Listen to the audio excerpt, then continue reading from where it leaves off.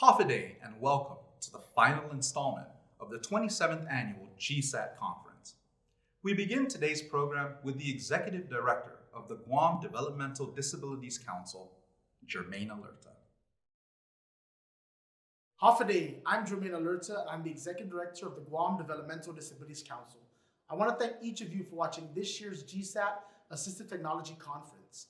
I want to extend my appreciation to UOG Cedders out of the University of Guam and Guam Legal Services Corporation Disability Law Center for continuing to be strong partners within our collective developmental disabilities tri-agency network. The theme of this year's conference is creating more opportunities in a changing world. It's very appropriate that this theme was chosen because of the current situation we all face in this world.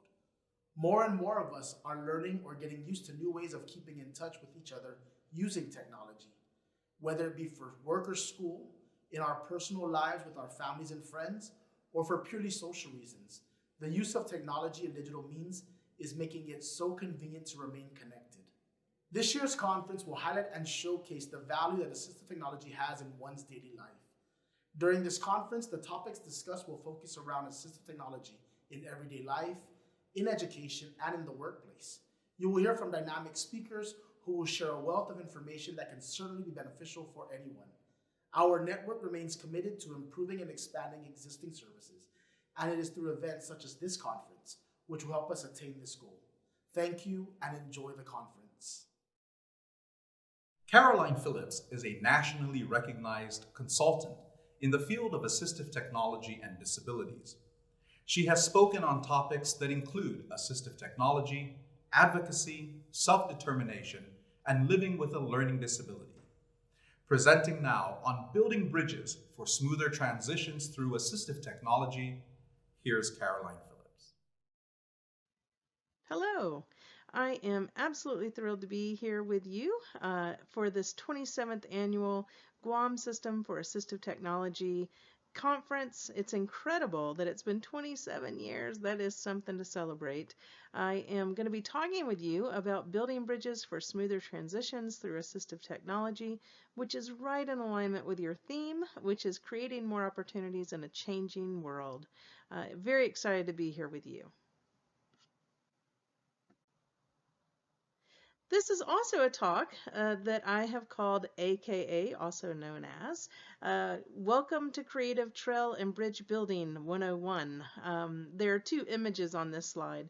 One is a image that was taken in Madagascar of a pretty scary bridge, a trail that's leading from one pretty safe ground to another safe ground, but in between a lot of jagged rocks sticking up. So that could be scary as you're moving through it. And a lot of people, as we move through transitions, would say, gosh, that's what it seems like. There's another image over here of this really beautiful trail or bridge, if you will, that's going around a cliff and it's hugging up against this cliff. And it could feel a little scary if you look over, but also a beautiful view, and you don't want to miss that opportunity. And so keep these images in mind as we're moving through the talk today. And as I'm bringing up different points, I'll also have this image, one of them, on the screen as we move through. So it'll be a trigger to say, that's right, that's about building bridges. As we begin, we want to begin with the end in mind. This is a great philosophy for life. It's a great way of figuring out kind of what next steps, what does transition look like, but also what does the goal look like? And thinking about as I move from grade to grade or school to school, system to system, it could be even obviously as we're graduating from high school, going into the workplace or going into post-secondary, thinking about what is it that I want to see that end become in my life, and how do I make that manifest? And so thinking carefully about that and making sure that it's, we all have these unique journeys and that it's your goals. So keep that in mind as we move through. Begin with the end in mind, as Stephen Covey has taught us. As I said, I am just thrilled to be here with you, even though it's virtually. This is just a little more information about me. I am Carolyn Phillips, and I am at the Assistive Technology Act program here in Georgia. Have been working with the Assistive Technology Act program in Georgia for over 20 years. We are at Georgia Tech in the College of Design. I'm also honored to be the co-director of the Center for Inclusive Design and Innovation here at Georgia Tech. I spend a lot of time in that space of research and practice, and then turning that into education that informs policy and all the synergy in between all of that. And so I serve as associate editor of the Assistive Technology Outcomes and Benefits Journal. I'm actually going to be one of the guest editors for this next edition, which is all about COVID-19 and some of the accessible materials that we're creating, which you're going to hear more about in just a few minutes. And I did graduate from the University of Georgia, so go Dogs. Also got one of my degrees from the University of Kentucky, so go Cats. And I'm currently pursuing my PhD from Texas Tech University. I live in Atlanta, and with my partner of over 20 years, and we have two amazing children, which I am absolutely in awe of and absolutely love. And you'll hear a lot more about them, Meera and Tucker. Meera has schizencephaly and traumatic brain injury.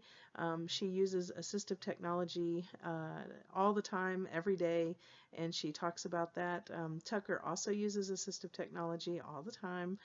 He has dyslexia and then also ADHD, and is in that category of gifted disabled. He has a very high IQ. And both of them actually do their own public speaking. So, but I'm thrilled to be able to share a little bit of their story, a little bit of my story as a person with learning disabilities. And so that's just about me. And I'm just thrilled to be here with you.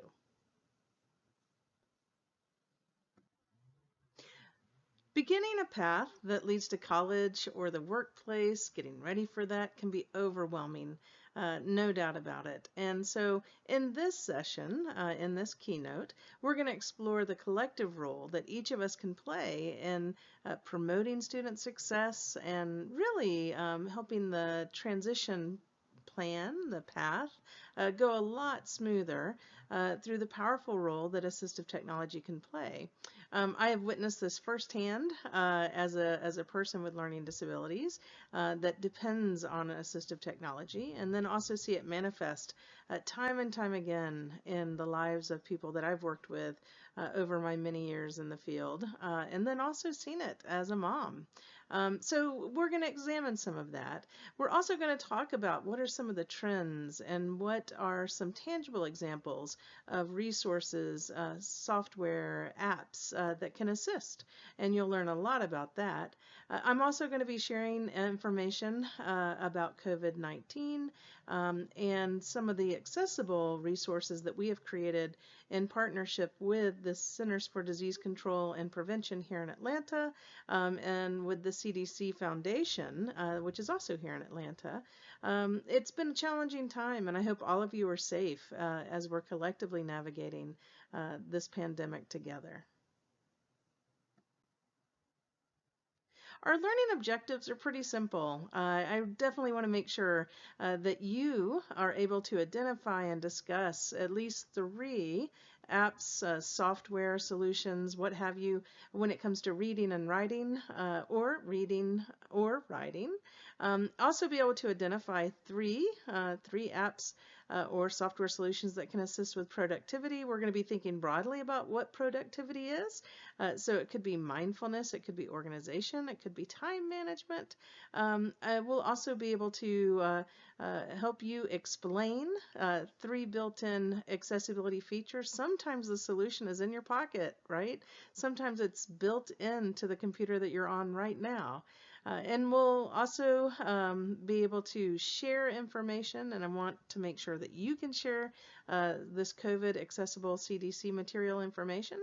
And then also be able to make sure that all of you have access to the various resources that we have here at Georgia Tech and also on our website with Tools for Life, and be able to navigate and use the App Finder that we have created.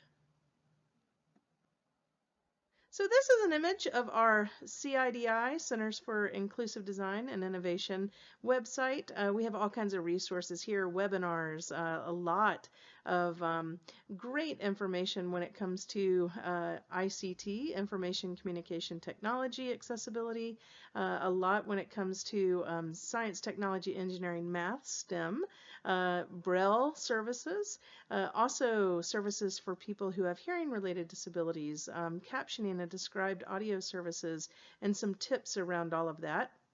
As well as e-text, is extremely relevant and still so in demand. And we have a professional team of e-text developers with a bunch of resources. And then also we have a certified assistive technology team, and we have all kinds of assistive technology resources for you on our website. This is our Tools for Life website, which is also a solution center. As I said, we have the Tools for Life app finder that can help you find not the million best apps, but the 750 best apps, the 3 best apps for reading, the 2 best apps for writing, whatever apps you're trying to find, you can definitely find them here. We also have a lot of webinars that have been recorded, a bunch of information when it comes to assistive technology, and also ways to navigate helping make those assistive technology decisions, as well as a whole library of videos that can give you that bimodal input way of learning more about assistive technology. Access for Aging Well is one of our assistive technology tools that we are actively developing, and we have had all kinds of assistance from folks around the country, including our colleagues in Guam. We are going to be developing this further and have an initial version out to the public in 2022. This is really designed for helping people age in place, figure out what assistive technology can help them, and also what assistive technology would help the circles of support as we're all working together so that everybody can live their best life. Our initial activities and solutions that we've already figured out and smart sourced through this NIDLR grant include medication management, dressing, eating, and grooming.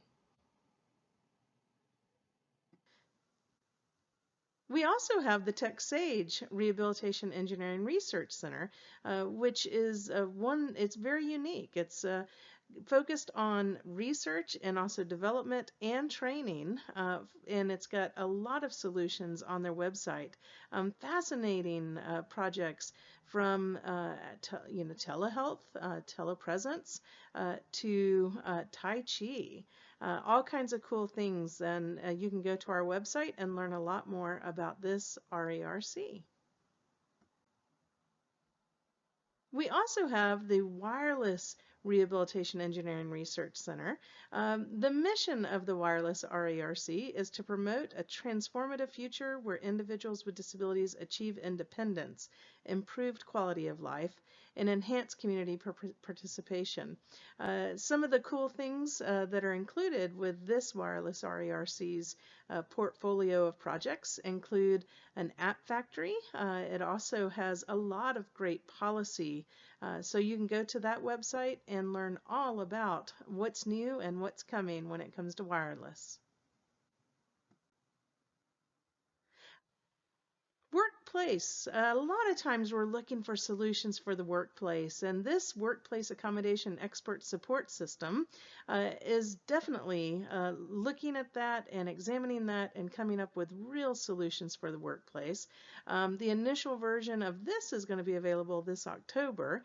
We have all kinds of activities that we have outlined and come up with solutions, from moving about in the workplace to teleworking, to time management, communicating face-to-face, using a computer, and using a workstation. Also, solutions when it comes to reading and writing, especially with print. And so you'll be able to check this out and learn a whole lot more about solutions for the workplace. We're also thrilled to be partnering with Guam Systems for Assistive Technology on this innovative project, which is our Assistive Technology Network, AT Network. And this is an opportunity for us to develop a system where people can view assistive technology and they can explore kind of what solutions are out there, and then they can connect with folks literally all over the country who are doing all kinds of cool things when it comes to assistive technology. It could be the user, it could be developers, it could be researchers, and there's also going to be industry representatives involved. So we're excited about this, and thanks again to our awesome partners in Guam who are helping develop this. One of those very exciting things that I want to share with you when it comes to building bridges and making assistive technology a part of that plan and making the whole process a lot smoother is a pilot project that we have going on in Georgia where assistive technology is really following the student, and we're making it available to all the students throughout the whole state of Georgia. If you're in public education, you can have access to different software, hardware, our lending library, our assistive technology exchange database that we're developing specifically for education. And we're doing this all through our transformational partnership with the Georgia Department of Education and Georgia Vocational Rehabilitation Agency. This is very exciting because we weren't sure how many students we would have participating, and it's only been operating for right at a year, and we have had, of the over 300,000 students in Georgia with disabilities, we have 168,000 students who are participating. We are very thankful for the folks over at TextHelp. They have been actively and intimately involved with us as we move through this pilot, and they have made Read and Write available to all of our students. I'm going to be talking a little bit later in this presentation about this awesome piece of software, but just know that that transition of assistive technology moving with the person really does make all the difference, whether it's going from grade to grade or school to school. All of that helps, but especially when we have students who are moving from high school onto post-secondary or into the workplace. So I encourage you to think big because there are a lot of opportunities out there, and think also about what would help the students in Guam. A lot of us have guiding principles, and we just don't talk about this as much as I really think we should. I think that we need to spend time getting to know ourselves and thinking about what is it? What are those principles that help guide our lives? I would ask you if we were face to face, what are your guiding principles? So think about that. I can tell you what some of mine are. I believe that we, you, me, everybody, that we're collectively brilliant and that we can actually come up with creative ways to solve problems. We can find innovative paths, and we can create bright futures for everyone. I don't think that there are problems that are too big for us. I see this manifest time and time again here at Georgia Tech. I see it manifest around the world. And so just thinking about that. I also believe that smooth transitions make the difference. I have seen where a smooth transition can change the course of somebody's life trajectory, and that's why it's important that we're talking about this today. I also believe we've got to think, act, live from a place of abundance. That we can't let this conversation of, we don't have enough money, we don't have enough time, we don't have enough resources stand in our way. We've never had enough money, really, right? We've never had enough time. And so we've got to connect the dots and help each other and really think from that place of abundance. We've also got to focus on abilities. I did not get the job that I have at Georgia Tech because of my disabilities. I got it because of my abilities. And I find that time and time again, folks with disabilities don't really know what their abilities are. They don't know what their strengths are. They're not asked those same questions by other folks. And it's important that we focus on abilities and we build from that point. Assistive technology absolutely is the key to success for so many folks. It definitely was for me. It definitely is for me. I wouldn't have the job I have without assistive technology. I use upwards of 20 different types of solutions pretty much every day when it comes to assistive technology, whether it's helping me navigate Wayfind, whether it's helping me read or write or use speech input so that I can create this PowerPoint. It could be word prediction that's helping me as I write. So thinking about how assistive technology really can help. I know success breeds success. There are times that I meet students who are struggling, and I talked with them about what really helps you. What do you do extremely well, and how can we build on that success? Are you a champion on the soccer field? Are you an amazing swimmer? Are you a great singer? Are you an artist? You know, we all have strengths, and so how can we transfer that success and then build upon it? So success breeds success. And I also believe that and I, but you have the power to make the difference in someone's life. And it's important that we recognize that and seize that. And there's a huge difference between change for change's sake. I'm not going to be asking you to make any changes for change's sake. What I am going to ask is that you think about a lot of what I'm sharing with you. Try some of this stuff out and let's try to make progress. My dad often would challenge folks. He was in the field of aerospace engineering and he didn't like change for change's sake. He definitely wanted to see progress. And so these are just some of my guiding principles. And once again, I would ask you, what are your guiding principles? So think about that. Today, we are discussing important topics and in really exploring and learning quite a bit about assistive technology, what works, some of the lessons learned. And I used to start out, a lot of my talks with this question: why are we discussing this topic today? I believe time is the most valuable thing we've got, and so thank you for spending your time with me today. And it is about mastering skills. It is about finding those AT solutions, assistive technology solutions, to help everybody succeed. It is about expanding our knowledge, building stronger students, and then building stronger schools, and stronger schools help when it comes to creating amazing, inclusive, and united communities. And so all of those things matter. But I'm also here because I've seen a lot of what I'm going to be discussing with you today manifest and change the trajectory of Meera and Tucker and literally hundreds of other students that I have worked with. And also, I've been there. I have fallen and I have failed as a student with learning disabilities, and also been a part of the change, created systems, helped when it comes to testing assistive technology and coming up with solutions that work. And so that's what I would encourage you to think about. What are those things that you can do, that you can get from this talk, that can help improve one person's life, improve one person's journey, and be a part of building that bridge for transition success. And now for a short break. Salita o wika ay siyang basihan ng maraming uri ng kaalaman. Ang pag-unlad ng pananalita ay naepektuhan kung may anumang pagkawala sa kakayahang makarinig. Kahit na ang banayad na pagkawala ng pandinig ay kapansin-pansing, maaaring maepektuhan ang pag-unlad ng pananalita ng isang bata. Ang maagang pagkakakilanlan ng pagkawala ng pandinig ay daan sa pagbibigay ng angkop na serbisyo na pumapaloob upang maisulong ang pag-unlad ng pananalita.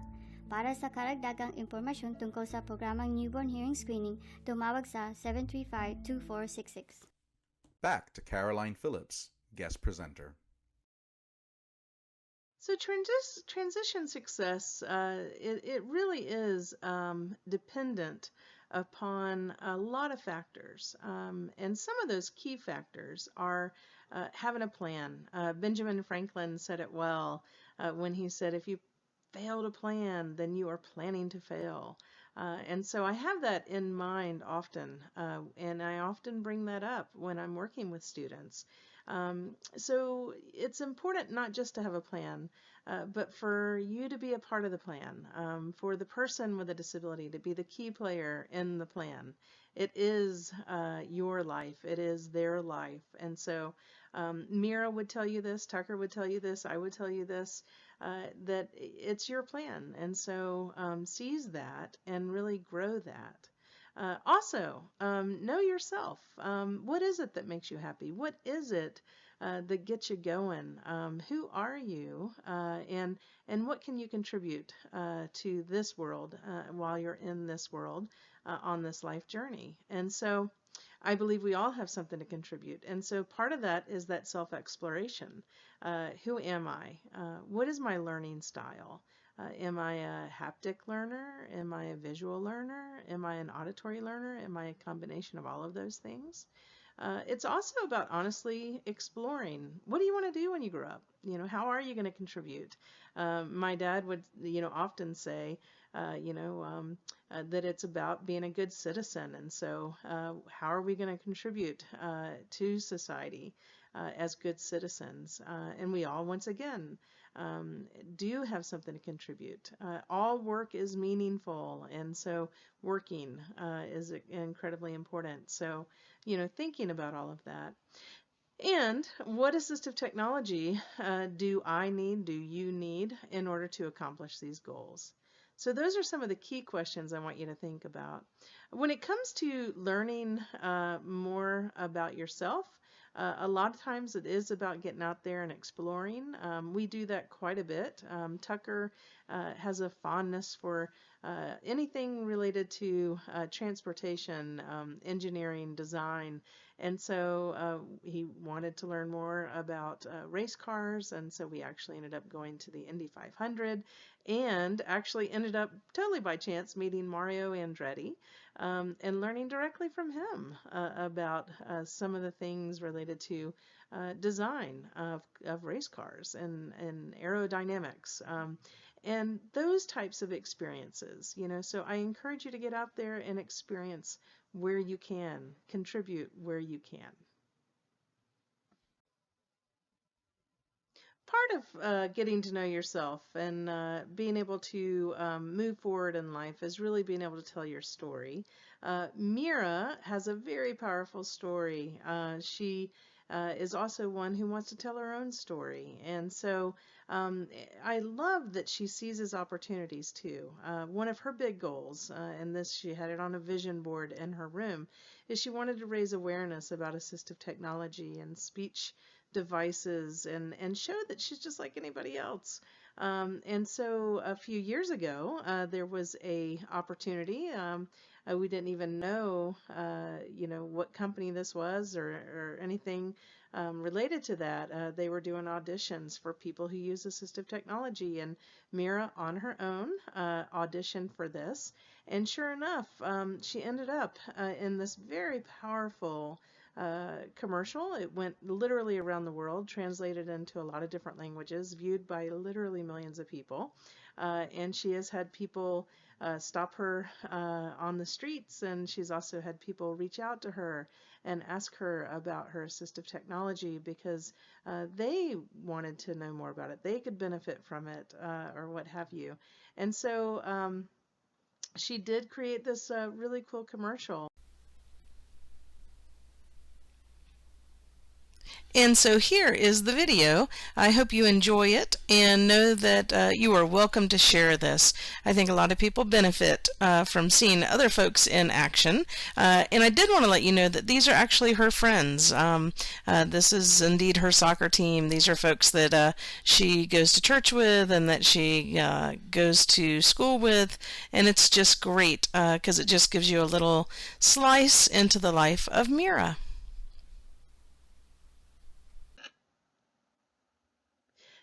Meera does use the app Touch Chat.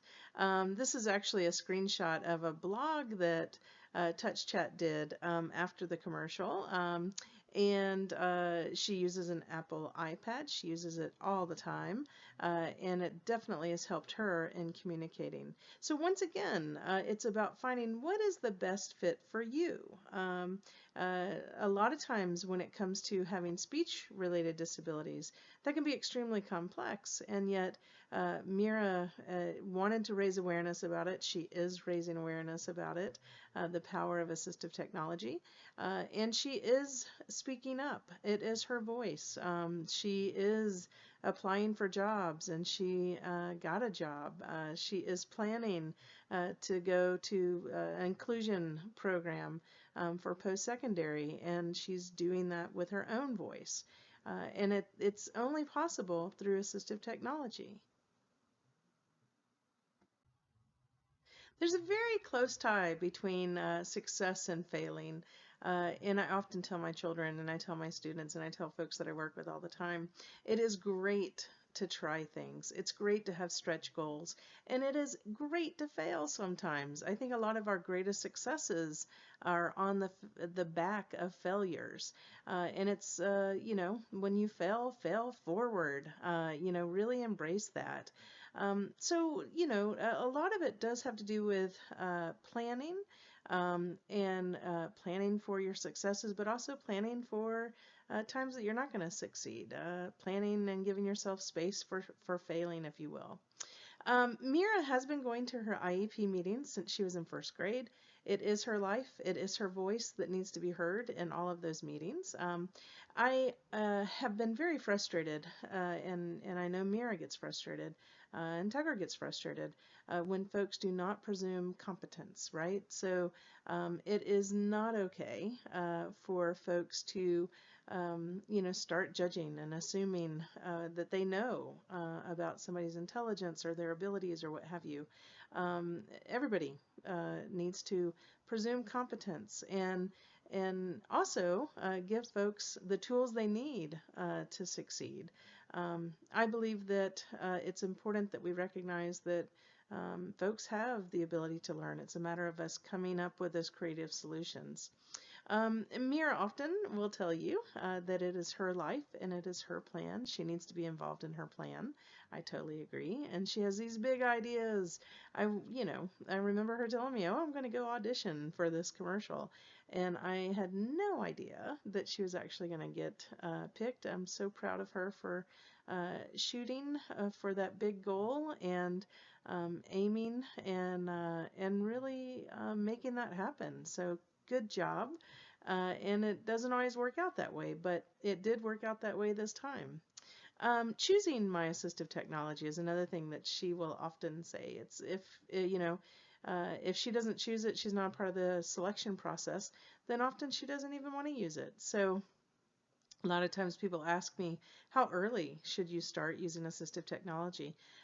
Tucker started using assistive technology when he was in third grade. He was using speech recognition. He was using text-to-speech where it was being read out loud to him. He was using word prediction as early as third grade. He started teaching other people how to use it in third, fourth, fifth grade, and he uses a lot of those solutions today. Meera started using assistive technology in kindergarten. So start early, evolve, technology changes, move with the flow, of the evolution of technology. There are a lot of amazing assistive technology professionals. You have a lot of them in Guam. There are great speech-language pathologists, occupational therapists, teachers, parapros that know a lot about assistive technology, and a lot of people with disabilities that know a lot about assistive technology. So start early, learn a lot about it, evolve.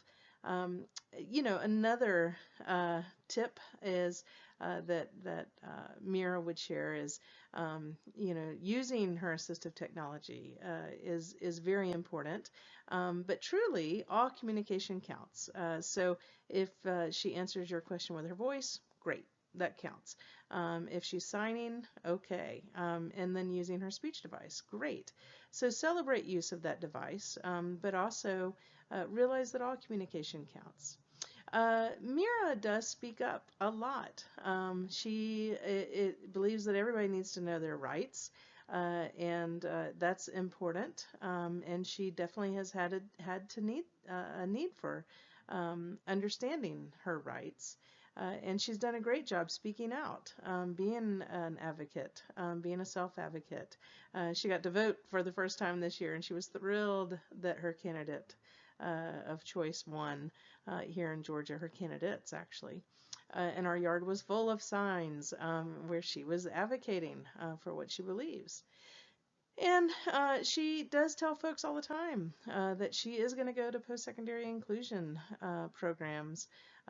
She hasn't decided which one, and we're going to talk a little bit more about that in just a few minutes. But University of Georgia, Georgia Tech, Kennesaw State University, those are all programs that she has checked out, gone to visit, talked with the folks who run the programs, and she really is making her decisions. As I said, we all have areas that we can improve, gaps. We're ever evolving. And one of the areas that we continue to strive to learn more about as we're supporting Meera in her transition phases is medication management.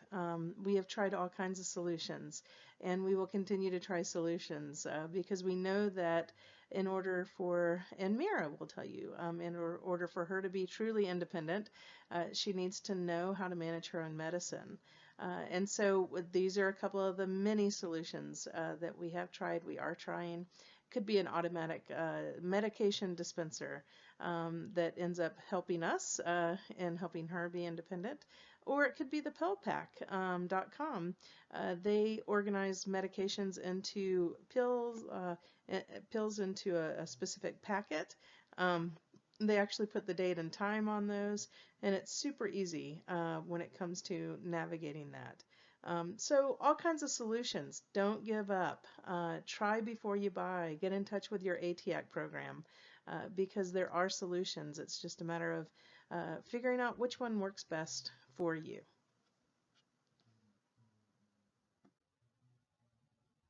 Another one of those tips that are super helpful is thinking about how you actually make your goals when you're developing a plan.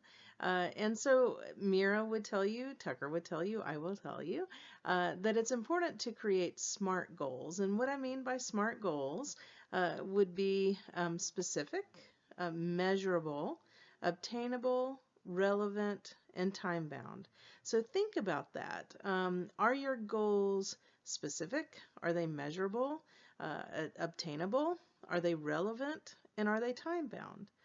This has been a true helpful tool for both figuring out where we want to head in the future as we're beginning with the end in mind, and also figuring out what tools we need to help us get there.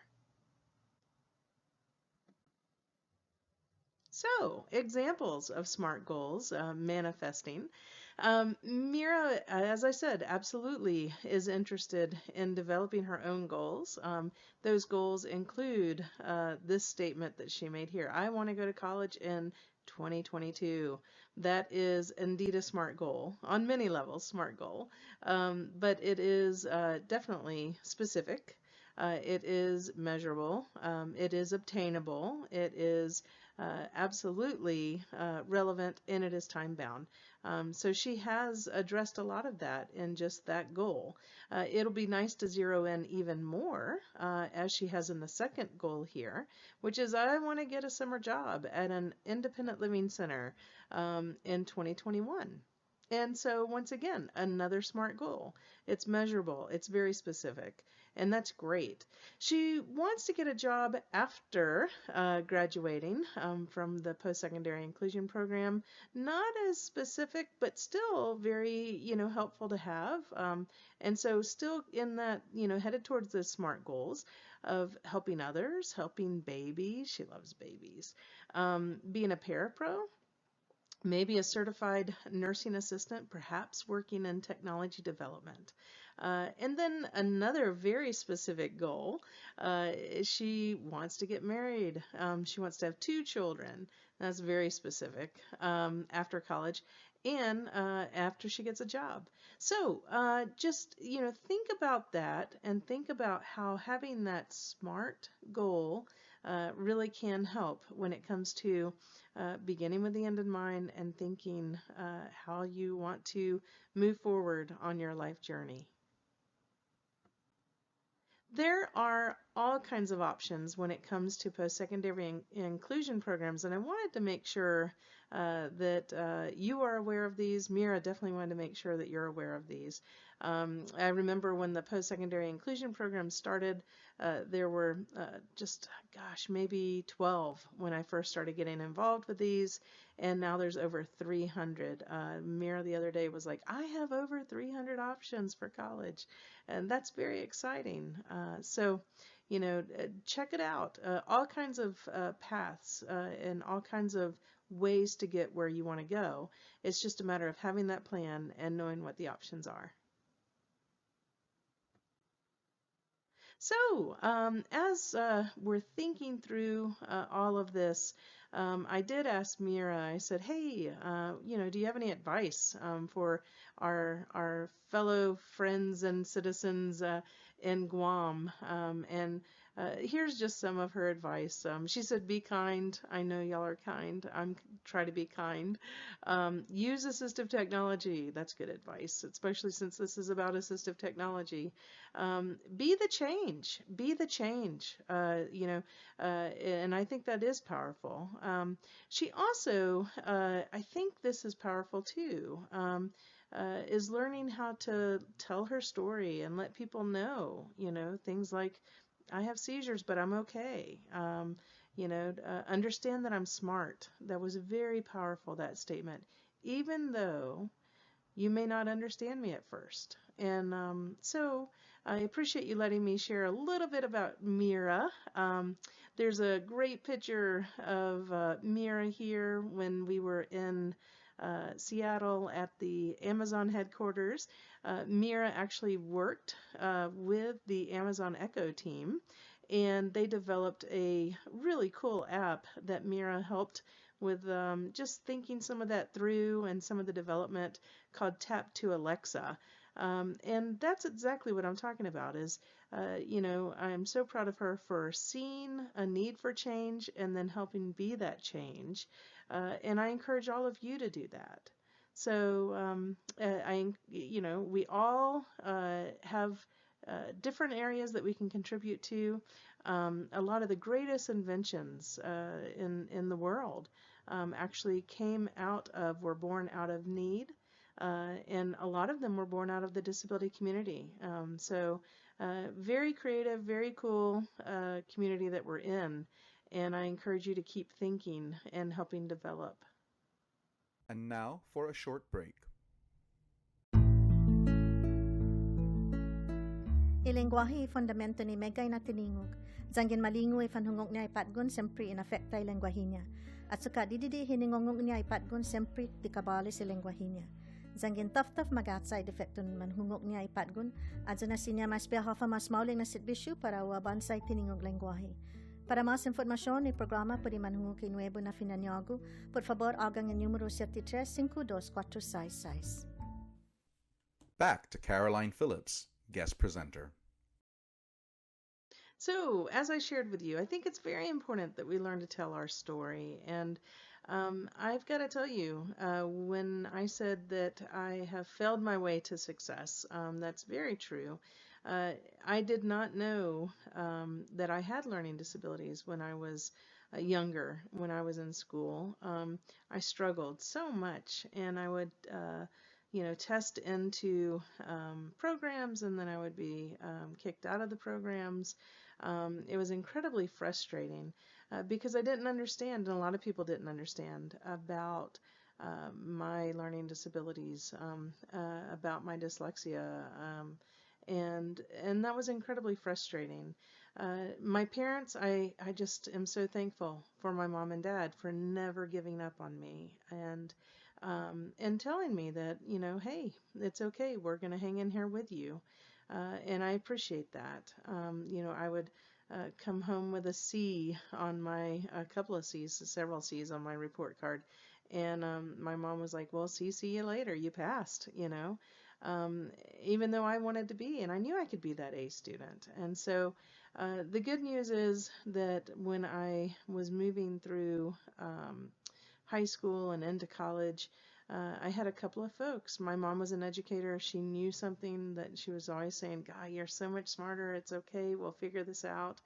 Um, but I had a couple of folks that uh, knew a lot about learning disabilities, and they're like, they saw something I had written. I was very private about my writing. I didn't show people things that I had written by hand because I felt like it revealed me.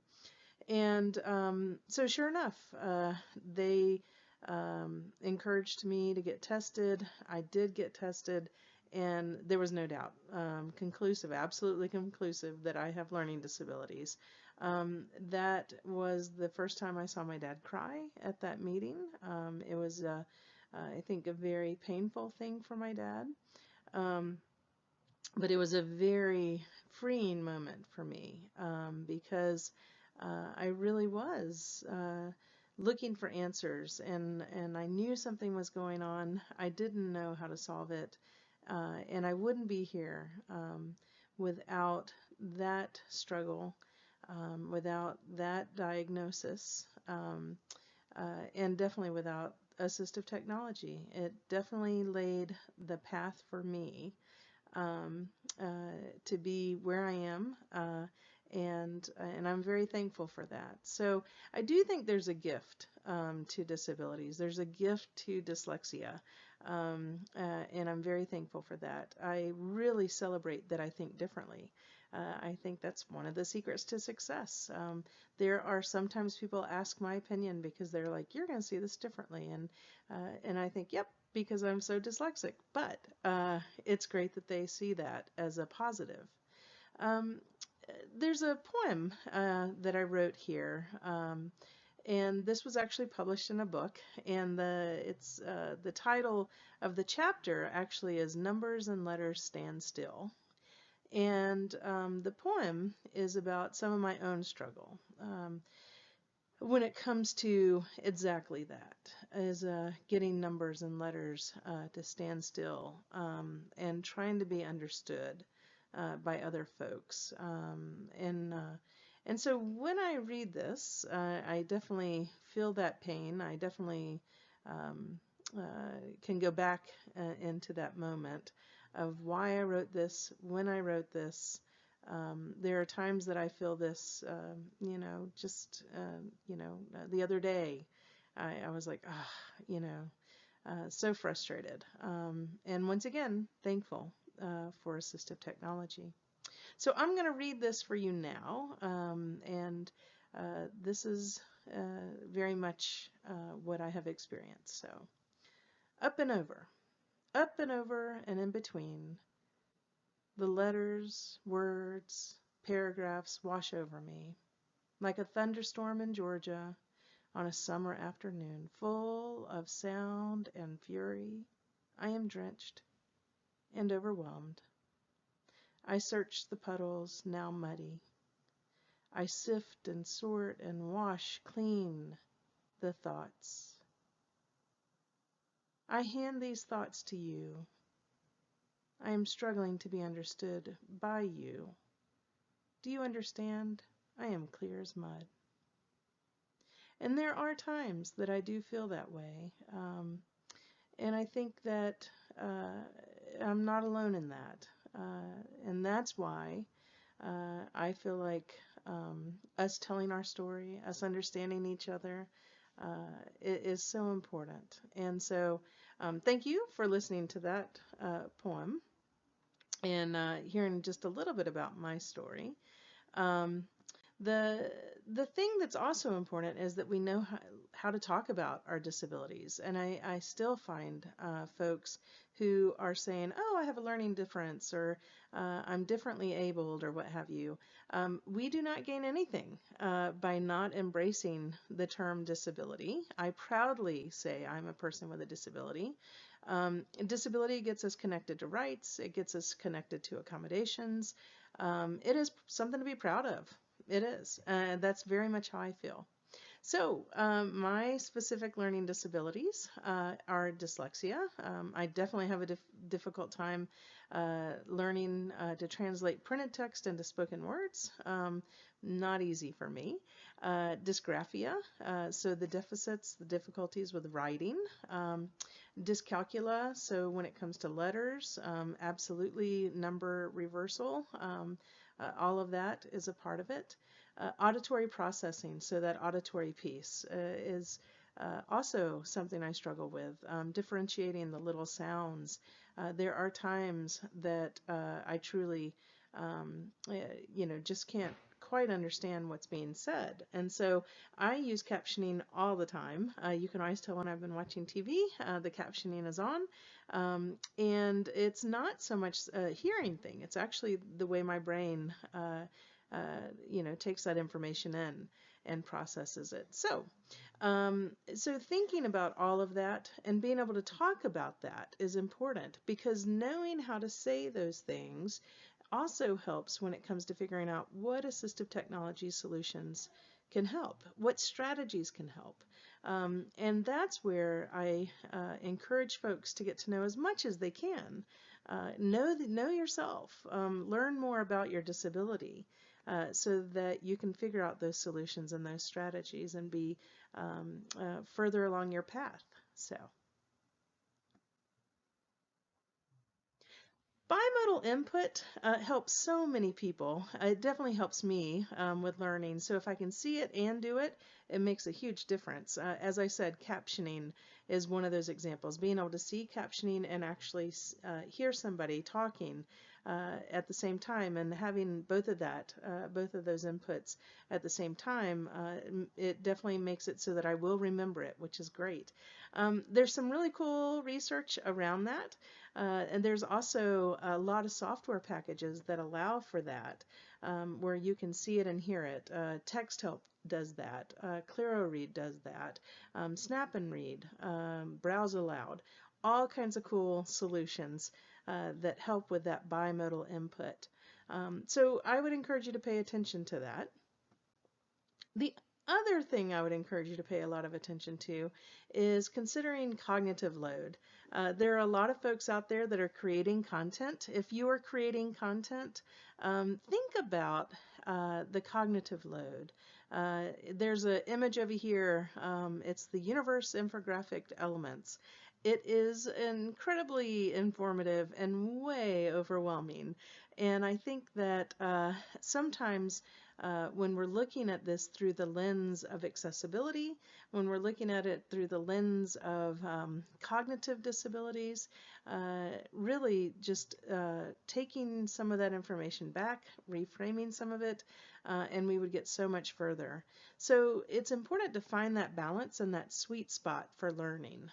So consider cognitive load as you are developing content and as you're working with people. And if you have disabilities, it's not unusual to get overwhelmed. So just take things in smaller doses and use your assistive technology to help figure out and have these things read aloud so you can have that bimodal input. So a lot of folks would not necessarily call the two things that I just talked about, bimodal input and cognitive load, considering that assistive technology. But the beautiful thing about our definition for assistive technology is that it is inclusive of those strategies. So what is assistive technology? And it's been defined very well by the AT Act. Assistive technology is any piece of equipment or any item that is used to increase, maintain, or improve the functional capabilities of individuals with disabilities in all aspects of life, including school, including work, at home, and in the community. It's such a great definition, and it is so inclusive. So there's a lot to think about when we talk about what is assistive technology and how it can help. So a lot to explore there. Why assistive technology is the other question, right? There's an image over here of Greg Sharp, one of the first people that I worked with when I first entered this field of assistive technology. Greg used a speech device. It was speech recognition way before a lot of other folks. And that's actually how I got to start learning more about speech recognition. He and I both used the same solution to use our voice in order to get things accomplished. Greg used his voice in order to control his environment, write emails, write letters, any number of things. I use my voice to do the same thing, write grants, write this PowerPoint, what have you. So for a person without a disability, technology makes things easier, that is for sure. Curb cuts, doors that open automatically, using our voice to navigate phone systems, using our voice to turn the air conditioning on and off, using our voice to control the environment. But for a person with a disability, technology makes things possible, and that is absolutely true. So, one of the things I'd like you to think about is use AT, use assistive technology. I have yet to meet a successful student with a disability who doesn't use any assistive technology. I have been saying that for years, and it's still true. So consider that, and also consider this whole concept of for a person with a disability, technology makes things possible. As I shared with you, being able to see it, hear it, do it is extremely important. And so we have, in keeping with our own belief in teaching universal design for learning and universal design principles, have created a lot of really cool videos for you and other folks around the world to access. Feel free to go to our website and you can actually see these. I also know Guam has produced quite a few great videos also. So check this out and see what works best for you. The other thing, as we're moving in to this whole conversation of trying different types of assistive technology, it goes back to what I was sharing with you before of, try before you buy. Try things out, and I would encourage you to think about and consider that our success really does rely upon failing. There's dignity in failing. There is. As I shared, I have learned more from my failures sometimes than my successes. So give yourself some of that space so that you can fail, so you can try things out. I encourage you to fail forward, as I said before, and grow from the experience, and evaluate and evolve, and also continue to be optimistic. You may try something that may not be the exact right solution for you, but that does not mean that the right solution doesn't exist. Another thing when we're talking about transition success is all about creating that win-win-win situation, building those win-win-win relationships. And what I mean by that is you win, the other person wins, if you will, and then everybody wins. It's a collective win. And so establishing that strong circle of support. And when I'm working with students, I'm often talking about this, the importance of having that strong circle of support. Receiving and providing support. Being part of that solution, not always take, but also give. Diversifying your circle of friends and acquaintances. Really and truly, sometimes it is who you know that can help you further along in your path. And so taking that time to get to know other people and be social and have that social life. So work-life balance, school-life balance. You can meet a lot of folks in a lot of different ways, whether it's in a choir or in a community, organization. It could be through sports. And so don't underestimate the importance of those relationships. A lot of times people bring in different evaluations. It could be a ed psych, it could be educational psychological exam result. It could be any number of evaluations. And so often I encourage folks to use that as a roadmap, use that as part of your action plan, turning that information into action. When I'm looking at those, often I am listening and looking for where assistive technology can help us with different parts of that. If somebody within an exam, or within the report is actually, it shows, gosh, they have a difficult time with spelling or they have difficult time with grammar. There are solutions that we can wrap around that. So use that information and definitely make it part of your action plan. The other thing that I'm often talking with folks about is managing your stress, right? So staying off the fast track. And when I say fast, I'm talking about frustration, anxiety, stress, tension. The fast track, it doesn't lead anywhere except for into a mess. And so I'm going to be sharing some solutions also around that, around stress management, mindfulness.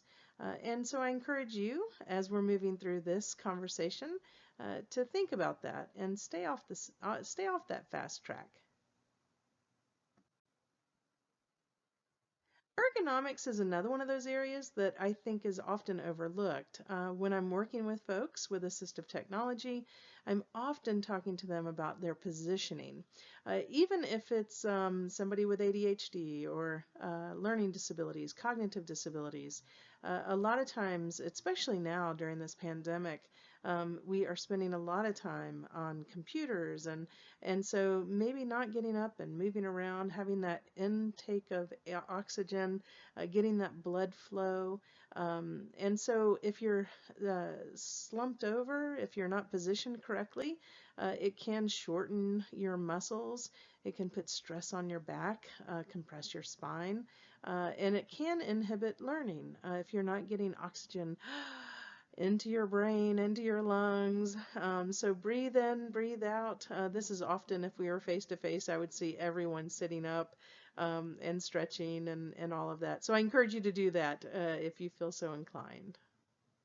And now for a short break.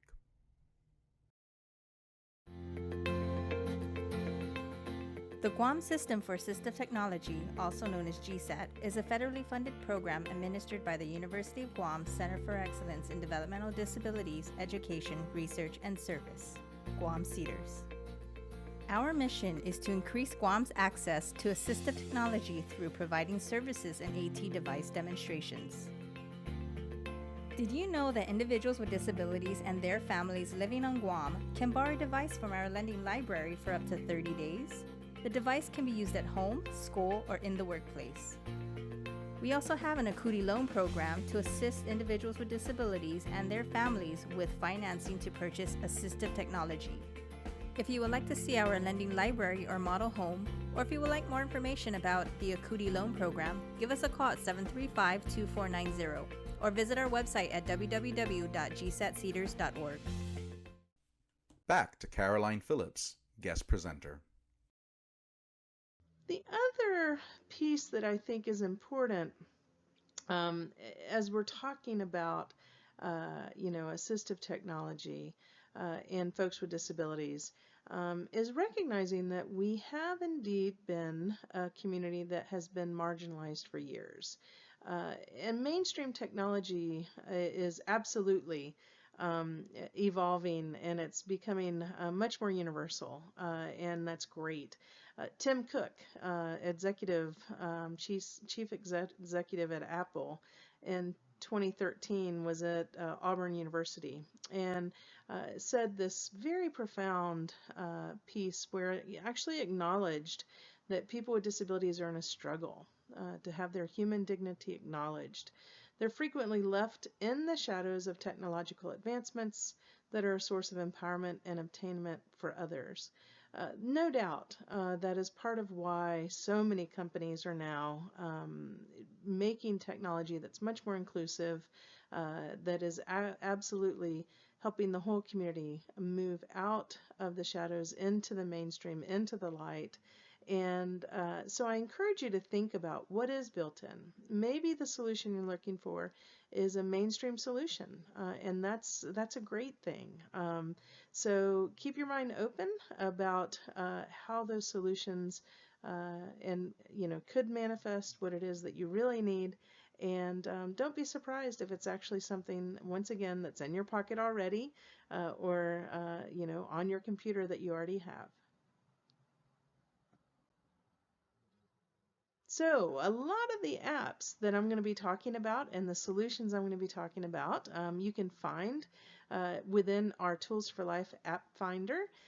This tool was developed in 2007 when folks back then were like, oh, apps are totally a fad. They are thankfully not a fad. They have been incredibly transformational for a lot of folks with disabilities. And you can come here to our app finder. You can find free apps. You can find apps for under $5, over $10, under $10, all kinds of different platforms. And just know that a lot of these apps are vetted. As I said, it's not the here are the million best apps for organization. It's here are the 3 best apps for time management, or here are the 4 best apps for reading. And so we have done the legwork and done the investigation work in order to find and narrow down. And this is ever evolving, updated all the time. And so if you have apps that you like, that you think should be in our app finder, please email us. This definitely takes a community to continue to educate everybody and try things out and figure out what's really out there and what's really helping. The first area I'd like us to look at that I want to share with you are my favorite apps for productivity. Some of it's software also, and so for reading and writing. Learning Ally is absolutely one of those great solutions that's out there. Over 90,000 audiobooks available. You can get a free trial. And this is very helpful when it comes to reading. So often what I would have is the Learning Ally, the book playing in the background or in my ears. And then I would have the book in front of me and I would be following along. And that's a good solution. It's great that so much of this is actually turned more digital. Once again, keep in mind that bimodal input is helpful too. So having the book actually, online and moving, tracking is very helpful. But there are times and some people that really like that physical book, and it's important to recognize that. Bookshare is another solution that's out there. Almost over 300,000 titles now. It's an online accessible library. It serves individuals with vision-related disabilities, physical-related disabilities, learning disabilities. Free membership for those who have documentation. And I have been a member of this, since really since they began. And it's been exciting watching it grow. Beeline Reader is another solution that's relatively new. It does have a lot of research behind it. And what it does is it's got color differentiation. You can see an example here where you can see different colors and different gradients. And what they have found is that the reader that uses eye-guiding color gradients, it helps them read faster. And actually remember what it is that they're reading. So it improves that skill of reading when it comes to speed and also ability. There's free access right now to teachers and students who were affected by COVID-19. So seize the opportunity and check this one out. Voice Dream Reader is one of my favorite apps that's out there.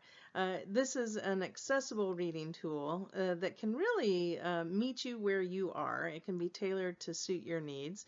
in any style, whether it's completely auditory, completely visual, or a combination of both. For me, it's a combination of both. Tucker really likes the combination of visual and auditory.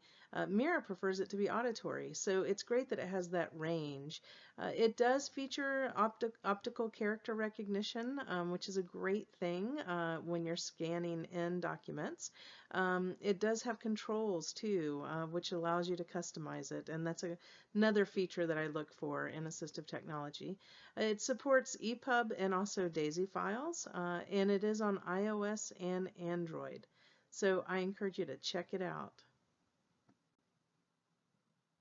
Another tool that is outstanding, and this is a good example of how much our field has evolved, is Microsoft's Seeing AI, and so that's AI that I'm talking about. This is an app from Microsoft, and I use it all the time. It allows me to read files that are, in print. It allows me to read, pamphlets and paper forms that I might have to read really quickly. I can just literally hold up my iPhone to it, and it'll read it out loud. When I'm traveling around the country, around the world, I love to go visit historical sites and museums, and so I use this, and I'm able to listen to all of the descriptions. I was at in New York at the Modern Museum of American Art, and I was able to listen to the descriptions myself, and that was so awesome to be able to experience that. Also, as I was driving around, out west, I was able to stop and listen to the historical markers. Same thing when I was in Italy and Rome. I could listen on my own, have my own tour, because they had signs up in English, and I was able to use Seeing AI and listen to them. My son did the same thing, and so once again, very helpful, and once again, something that can be customized to any number of different folks. Good Reader. It's a PDF reader that has file management capabilities, which is extremely helpful. It's compatible with a lot of different systems like Dropbox, Google Drive, OneDrive. It's only available on iOS, but it's a very useful tool. I've spoken about this several times, the importance of speech recognition. I have been using this solution for over 20 years, and it continues to evolve and improve. I use a whole bunch of different solutions when it comes to speech recognition. Dragon, naturally speaking. Also, SpeakQ, things that are built into my Mac and also to my iPhone. Also, when I'm on a PC, I can use the built-in speech recognition. It's gotten so much better. And so if you have not tried this out, I encourage you to try it out on any number of devices. Just go to the search, type in speech recognition, and it'll get you to this tool. If you find that it's super helpful and you want something more advanced, that's when I would encourage you to look at, something like Dragon, which is still one of the leaders in the field. So, as I said, where to find speech recognition? The built-in solutions are there in Android, iOS, Chrome OS operating system. There are all kinds of apps. There's the free app that you can download for Dragon dictation too.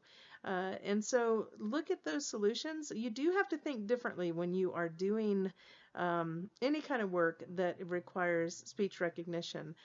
So you would actually think differently and speak differently. You need to use punctuation. If you need a new line, you would say new line. If you want a new paragraph, you would say new paragraph. So don't give up. If it works for you, even a little bit, I would encourage you to try that out. It also helps with the fatigue factor to have a different way of getting information in. Grammar solutions are extremely important. I find that this helps a wide range of folks, and there are some really good solutions out there. Ginger is one of them. It allows you to type information in and have it checked. You can actually do this for free. And there's a little fee if you want to actually have it on multiple devices. It corrects as you type, and it gives you suggestions to improve, which is very helpful. I use this all the time on my iOS. You can also use it on Google, Chrome, Android. It's very flexible and very helpful. Grammarly is another one of those great solutions that's helped so many students and helped so many folks that are out there. It once again corrects your grammar, gives real-time feedback. You can use it with any number of solutions for writing, so you could use it with Word. You can also use it with Google Suite, and it is available on Android, iOS, and Chrome extensions. Real Writer and Dyslexic Keyboard is super cool. This was designed specifically for people with dyslexia and dysgraphia. The cool thing about this solution is that it includes a context-sensitive spell checker. It's one of the only ones that does that in the world. And so if you have an issue with spelling as significant as I do, this is one of those solutions you might just want to check out. The keyboard works with most iOS applications, and so it's also compatible with text-to-speech. ClaroSpeak Writing and Reading is another really cool software package that's out there. It's got high quality text-to-speech. It's got all kinds of great controls. It gives that bimodal input and into your brain. It has the visual highlighting that's in sync with spoken words, and great help when it comes to proofreading through listening. Lots of great features that ClaroSpeak and ClaroRead have. The ClaroRead in particular has scanning abilities, so you could actually scan something in. It's very flexible, and it's great to be able to use this when you need something read aloud. Co-Writer has been a solution that's been around for years by Don Johnston, which has led the field when it comes to supporting writing.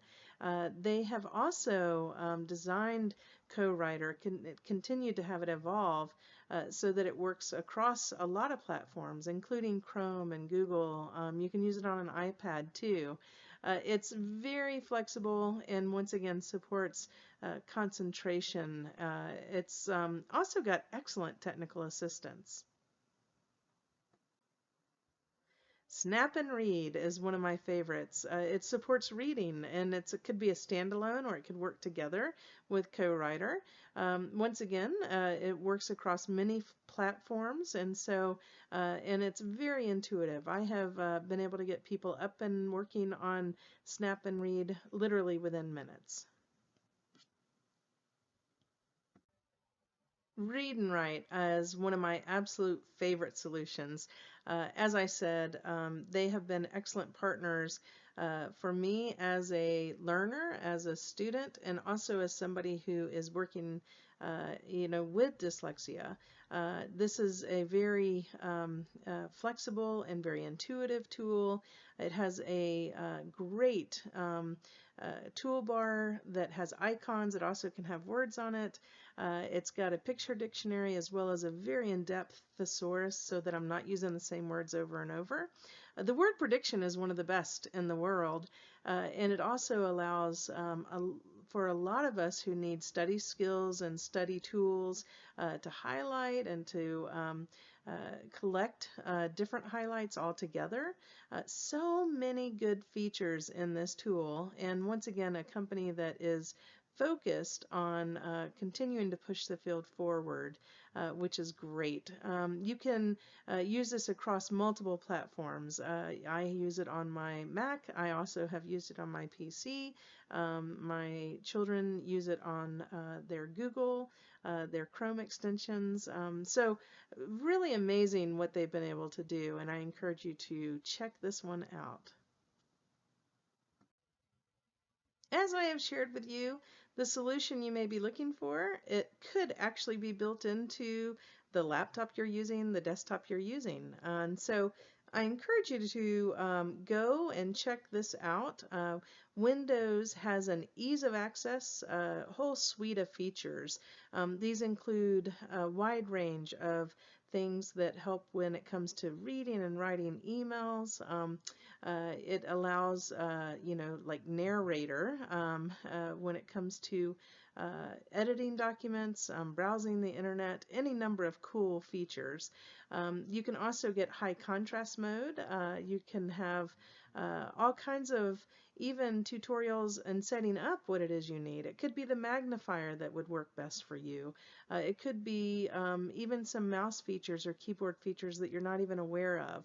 So check out Windows Ease of Access and figure out what features work best for you. Mac iOS has a lot of great features that you definitely want to consider too if you are a Mac user.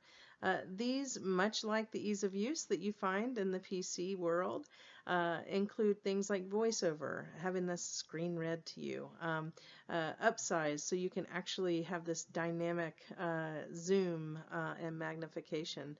Voice control is another helpful feature, and speak screen when it comes to reading, just having that whole screen read to you. So I encourage you to, once again, check out what's in your pocket, what's on the laptop, and see what features would work best for you. And now for a short break. 언어는 다양한 유형이 학습을 위한 기초입니다. 듣는 능력에 손실이 있다면 언어 발달에 영향을 미칩니다. 가벼운 청력 손실조차도 아동의 언어 발달에 심각한 영향을 줄 수 있습니다. 청력 손실이 조기 발견은 언어 개발을 촉진하기 위한 적절한 개입 서비스를 제공하는 데 중요합니다. 신생아 청력 검사 프로그램에 관한 더 자세한 정보는 735-2466번으로 문의하십시오. Back to Caroline Phillips, guest presenter. My favorite software and apps for productivity are important to consider what all we're thinking about with productivity, but these include file sharing and collaboration platforms. Dropbox is one of my favorites. It is a file sharing software that allows folks to collectively work together. It transfers files into the cloud. You can easily send large files without any problem. You can transfer all kinds of things and save documents. So when we're talking about transition, this is one of the things I encourage folks to be very aware of.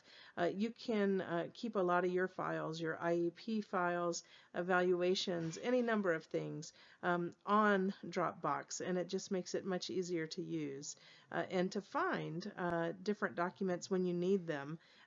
This is important when we have people moving into the workplace or moving into post-secondary environments. Google Drive is another one of those great tools that is widely available and easy to use.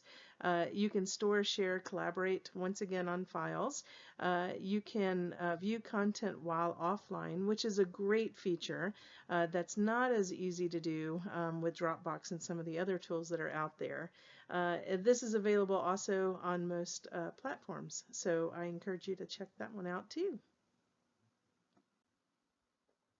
Microsoft Office 365, wow, it continues to evolve.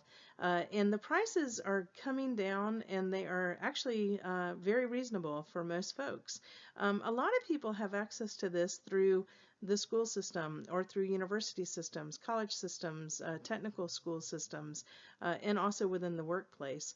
They are indeed a leader, and a lot of their systems work very well together. So when we're talking about transition, being very familiar with what is going to be in the workplace, which could easily be Microsoft 365, it could easily be Dropbox. I encourage folks to get used to these early. Start using these in middle school so you have an idea of how they flow and how they work. Teams is another great program when it comes to productivity and sharing files. You can indeed not just use it for video conferencing, but it has auto captioning, things like that if you're doing the video conferencing, which is very helpful for a lot of us that are out here. But it also allows for file sharing. It allows for a collaboration. You can save files on there too, just like you can with Dropbox. So once again, I encourage you to look and see what's built in. My favorite apps and software for productivity when it comes to note-taking is another great list of ever-evolving products that are out there. OneNote is one of my favorites, Microsoft's note-taking platform. Note-taking is extremely important, and you want to start learning that even in elementary school. Middle school, high school, definitely, so that you can get ready for post-secondary or for the workplace. I take notes all the time in the workplace, and so also as a student. Tucker's taking notes all the time, Meera's taking notes all the time. So it's important to know what's the best way for you to take your notes. This one, it actually has divided sections and pages. You can share your notes if you want to and collaborate with other folks that are on your team. You can record audio notes. That's one of the things I love about this. And you can also insert videos and pictures, which is great. And it also syncs across all your devices. So you can always have access to it. Evernote is another great tool. It's so easy to create to-do list, checklist, searchable notes, things like that. You can sync it across any number of your devices. It also helps when you want to create an agenda, write memos, craft presentations. All of those things are very easy to do in Evernote. Google Keep, if you like Post-it notes, you would love Google Keep. It is like a digital Post-it note and it's free. And so very easy to organize. You can change the colors and once again, a great way to think about what works best for you. My favorite apps and software for productivity when it comes to time management, they change all the time because these tools are actually evolving all the time. And so I'm going to share just a few of them with you. Brain Focus Productivity Timer is one of those. It's only on Android, but the thing I like about this is that it actually uses this application process that is a Pomodoro technique. What that means, it's got a lot of solid research behind it. So it helps you with setting a timer, being on task for 25 minutes. You work on that task, and then you have a little short break, and then you start working again in 25 minutes increments. This really has been a proven technique for a lot of folks. So just wanted to make sure you're aware of this one. Beeminder is another one of my favorites that's out there. This is free, and you can track and monitor pretty much anything that you want to and everything, really by just logging in and seeing how often you write, all the way to managing a to-do list. Anything that you can plot on a graph, that you can measure how much time or how many words or how many sentences or what have you, it can be tracked with Beeminder. It also connects with a lot of other apps, and so lots of good metrics that come out of this. My favorite apps and software for organization when we're talking about reminders and to-do list has continued to change also. Priority Matrix is one of my favorites. This is based on Stephen Covey's work. As you know, I was quoting Stephen Covey earlier with beginning with the end in mind. Another piece that he has developed is this priority matrix, where you're looking at 4 quadrants and you're figuring out how to manage your time best. This is a free app. and it really does help people be more mindful of how they're spending their time. There are paid options, and it does integrate with Microsoft Office. Healthy browsing. Oh gosh, such a good application. Meera has used this. She sometimes needs those reminders to drink water or to get up and stretch, to move. And so it's got a simple interface, very intuitive, and very, very easy to use. My favorite apps and tools when it comes to relaxation and mindfulness also continue to evolve. There have been quite a few that have come into the market and have improved ever since COVID-19. One of those is Calm. This has actually been downloaded by I think they said over 60 million people around the world, and it continues to be updated, which is great. This is an app for meditation. It helps with sleep. It's got a lot of breathing programs, and there's a lot of research between the breathing programs and meditation on how that really can help when it comes to managing stress and helping with blood pressure, all of those things. It can be used in the web browser or as an app. Smiling Mind. Don't you like that name? I like that name. This is a free app, and it was developed for meditation by psychologists and educators that work together on this. If you feel particularly, anxious about COVID-19 or stressed about, disruptions that are happening in your life, I have found that this is actually helpful. The nice thing about it too is that it really can help target different ages. So check this one out and see if it's the one that you're looking for. Zen Garden is a different kind of approach when it comes to, mindfulness and relaxation. It's got, along with a lot of music that you can download, and I'm a big fan of using music to chill out and relax. Zen Garden gives you that kind of ability to play with a garden, if you will. You can stack rocks, you can move sand around, you can do all kinds of things with this. It's free and very easy to use. Balance.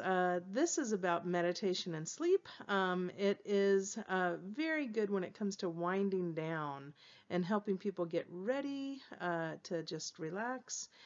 It is about balance, which is great. It's only on iOS, but it is going to be coming soon to Google. Once again, a lot of research behind this one, and it also has 10-day plans.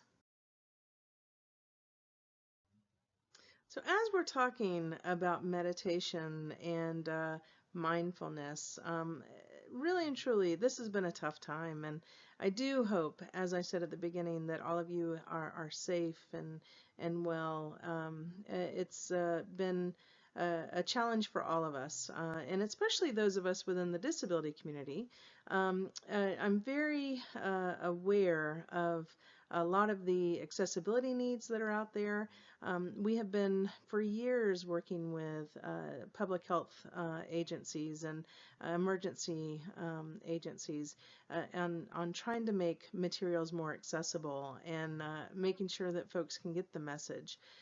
This is also honestly about transition too, and so when we're thinking about everything that we've just covered, it's also important that our folks, as they're transitioning into high school or into post-secondary, that they're aware of how to get information, when it comes to public health. And so I'm going to tell you a little bit about this cool project that we have been working on with the Centers for Disease Control and also the CDC Foundation. It's information that is absolutely available to you, and we are thrilled and really appreciate our funder. So a big thank you to our funder, the CDC Foundation, for actually making the webinar series that we made possible, but also all the materials that we have been pulling together possible. So what we've been encouraging people to do is think beyond accessibility guidelines. When I hear somebody tell me that they're ADA compliant, I'm like, that's like the minimum. What we really need are folks to be thinking beyond the ADA, thinking best practice, successful practice. It's not about compliance. It's about really what works best for folks. All of us are different. I use, assistive technology. Other folks use assistive technology. And I think that a lot of folks would look at, us, people with disabilities, and not think, oh, that Carolyn, she has a problem with reading. She's going to need this COVID-19 material to work with her screen reader or with her text-to-speech. She's going to need to be able to make appointments using her voice for her vaccine appointments, thinking about things like that. And I really appreciate the CDC understanding that and actually embracing and moving the whole conversation forward. So I'm thrilled, and I encourage you to go check this out. On the CDC website, we have worked with them. They have a bunch of American Sign Language videos that we have helped them with producing. And these, I'll get more specific about why these are important, but also what's unique about the way we have approached this. We also have a whole bunch of easy to read documents that, once again, are very helpful for folks that read and need to understand the information on multiple levels. So you can go to the website and actually get these materials off of the CDC website directly. We have helped when it comes to improving the way that the ASL videos have been produced. A lot of the ASL videos, like a lot of other, and I'm sure you're very familiar with this, languages, it was produced in a way, in the past we've seen this with other emergency disasters, what have you, public health information, and even current news. ASL would be translated, and treated as if it's a translation of English. Actually, ASL is its own beautiful language. It's a very graphic, beautiful, physical language. And so we have worked within our ASL community with a lot of our partners, and so thankful for all of them. We did a lot of message testing within the community and also a needs assessment, and these videos, and you can go to our website and find them, are the result of that. And please help us get this information out to anybody and everybody who would benefit. We've also created digital Braille ready files along with embossed Braille, and been able to get that out. If you need Braille, please, if you need this information in Braille, please let us know. You can go once again to our website and order it, and we will mail it to you. You can also download it directly from our website. There's an image up here, and this is Vashan, who is one of our advocates, but also somebody who benefited from our production of this Braille CDC COVID-19 materials. And it just makes me happy when I look at this, because once again, it's about getting information to people as they need it. So we've also focused on simplifying text, making text complexity minimized. And we've worked with the University of North Carolina to make this happen. And so once again, I encourage you to check out the easy to read documents that we have created. There's lots of good information there. Another awesome thing that we have been able to accomplish with this project is the producing, creating, and then actually getting out a bunch of high quality webinars and trainings. The topics range from apps for promoting independence and safety to sanitization, how to clean your durable medical equipment and your assistive technology, as well as face masks and thinking about that when it comes to those of us within the disability community. And we've also got some great webinars that are looking at resilience and mental health and how to address a lot of things that folks are facing as we all are moving through COVID-19. There's also great and very tangible guidance for businesses and employees. So check all this out, and you can grab all of this at our website. And here is the direct link to our website, COVID-19 Accessible Materials.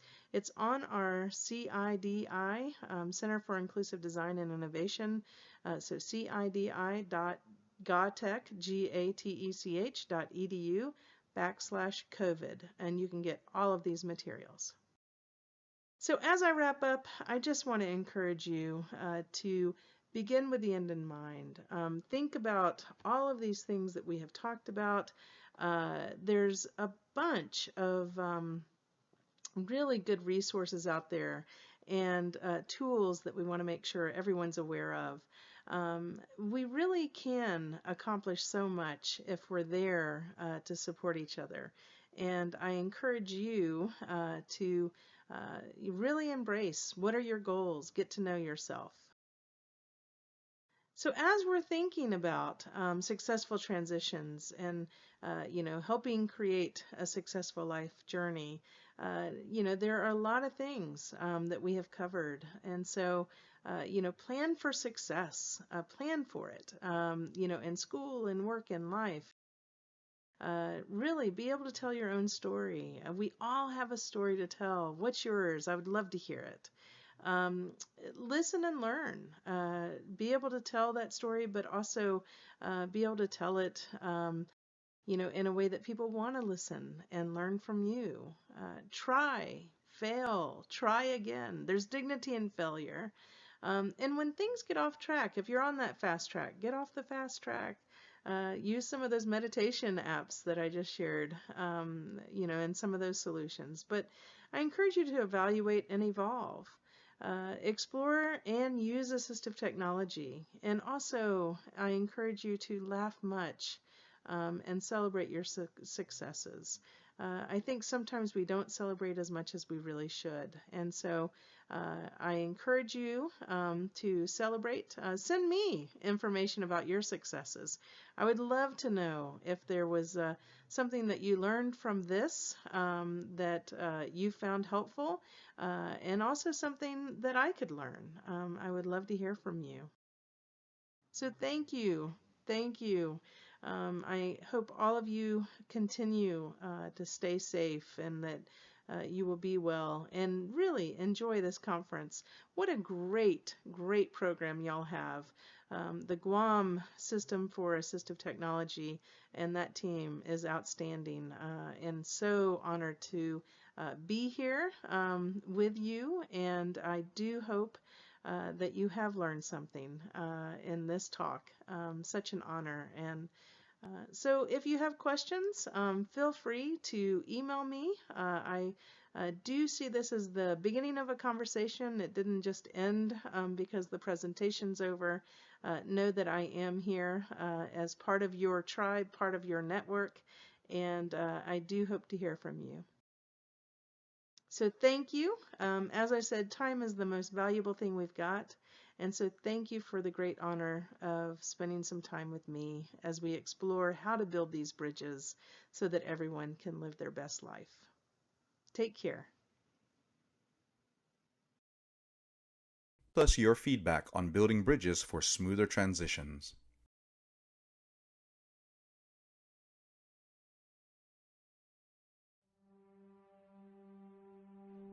If you have any questions or concerns regarding your baby's hearing, please call Guam Early Hearing Detection and Intervention Program at 735-2466 or Guam Early Intervention System at 300-5776. Every baby born on Guam was provided with a hearing screening before leaving the hospital.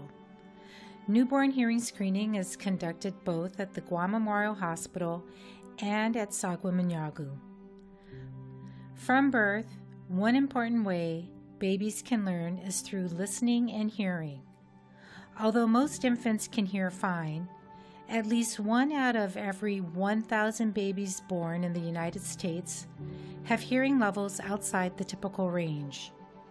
Newborn hearing screening helps to ensure that all babies who are deaf or hard of hearing are identified as soon as possible so that they may receive early intervention services that can make a big difference in their communication and language development.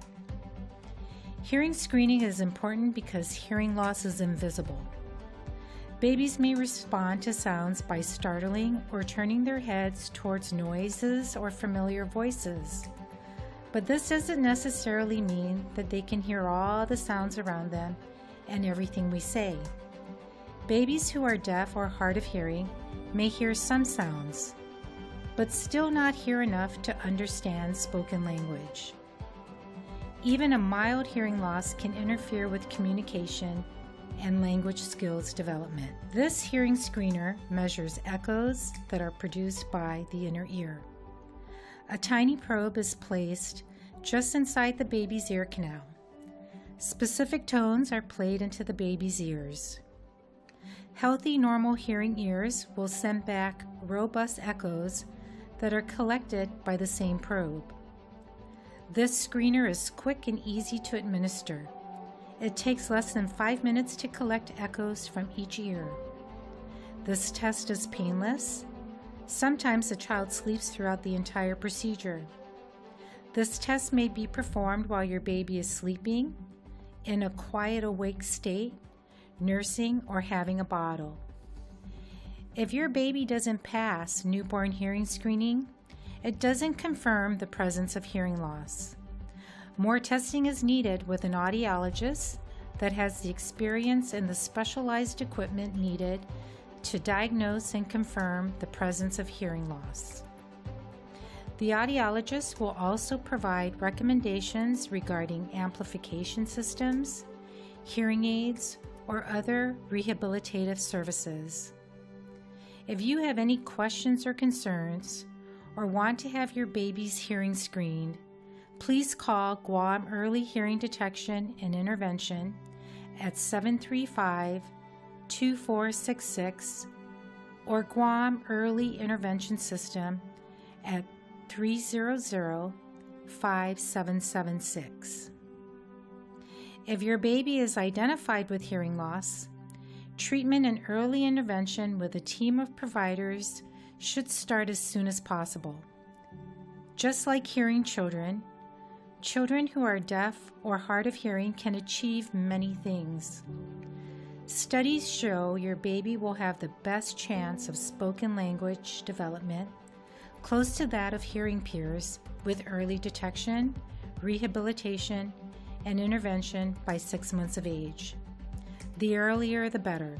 If your baby passes newborn hearing screening, we still encourage you to monitor your child's hearing and speech and language development because some babies may develop hearing loss later in childhood. Causes of late onset or progressive hearing loss in children can include certain genetic factors, frequent ear infections, other infections like measles or meningitis, head injury, exposure to damaging levels of loud noises, and secondhand smoke. Newborns who need an extended period of neonatal intensive care can also be at risk for hearing loss later. Even if your baby passes newborn hearing screening, you should still watch for possible signs of hearing loss as your child grows. Talk with your pediatrician if your child doesn't startle at loud noises by 1 month or turn toward sounds by 3 to 4 months of age, doesn't notice you until he sees you, concentrates on vibrating noises more than other types of sounds, doesn't seem to enjoy being read to, is slow to begin talking, hard to understand, or doesn't say single words such as dada or mama by 12 or 15 months of age, doesn't always respond when called, especially from another room, seems to hear some sounds but not others. Some hearing loss affects only high-pitched sounds. Some children have hearing loss in only one ear, has trouble holding his or her head steady, or is slow to sit or walk unsupported. And some children with sensory neural hearing loss The part of the inner ear that provides information about balance and movement of the head is also damaged. Or if your child wants the television volume louder than other members of the family. These are some signs that hearing loss may be present. Remember, timing is everything. The sooner hearing changes are identified, the more likely interventions can help achieve your baby's full potential. Talk with your pediatrician if you have any concerns about your child's hearing or development. We also encourage you to call Guam Early Hearing Detection and Intervention at 735-2466 or Guam Early Intervention System at 300-5776 for more information. The Guam Developmental Disabilities Council. DD councils were established in the early 1970s by the Federal Developmental Disabilities Assistance and Bill of Rights Act to advocate for change in service systems for people with developmental disabilities. There's a council in every U.S. state and territory. The Guam DD Council has 28 members from across the island, appointed by the governor. Our members include people with developmental disabilities, family members of children and adults with developmental disabilities, and representatives of various government agencies and community organizations. The Council works to identify pressing needs in areas such as education, employment, and transportation, and develops a 5-year state plan to address some of the needs through advocacy, capacity building, and systems change activities.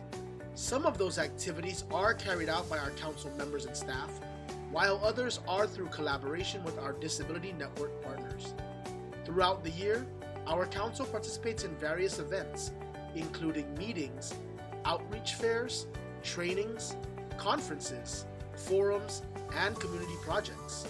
Much of what we do involves educating the public about developmental disabilities and supporting and empowering individuals with developmental disabilities and their families to advocate for change in public policy so individuals with developmental disabilities can have self-determination, independence, productivity, and be fully included in the community.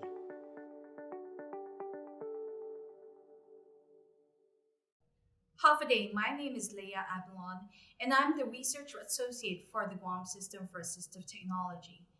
We have come to the culmination of 3 productive days of the conference. I would like to thank the presenters for sharing their expertise in the field of assistive technology. You have discussed topics that will positively impact our viewers. With challenging issues that we have faced in today's fast-changing world, assistive technology plays an important role in addressing those difficulties, whether it be the areas of education, employment, or the community. It is something to reflect upon, and it will truly be a success if we take and impart what we have learned from this event. On behalf of the Guam System for Assistive Technology and Guam Cedders, I would like to express gratitude for the never-ending support given by the GSAT Advisory Council, our tri-agency partners, Guam Cedders, Guam Developmental Disabilities Council, and the Guam Legal Services Corporation Disability Law Center. I hope that the wealth of knowledge gained from this conference will unlock doors to create more opportunities in this changing world. Stay tuned by checking our website at gsatcedders.org because more events await you this coming month. We'll see you next year. This concludes today's program and the 27th Annual GSAT Conference. We hope the presentations were informative and helpful in better understanding the diversity, dynamics, and benefits of assistive technology in creating more opportunities in a changing world. GSAT would like to thank all those involved in making this virtual conference a success. On behalf of UOG Cedders and the Guam System for Assistive Technology, I'm Ruel Drulan. Thank you again for joining us, and please continue to stay safe. Good night.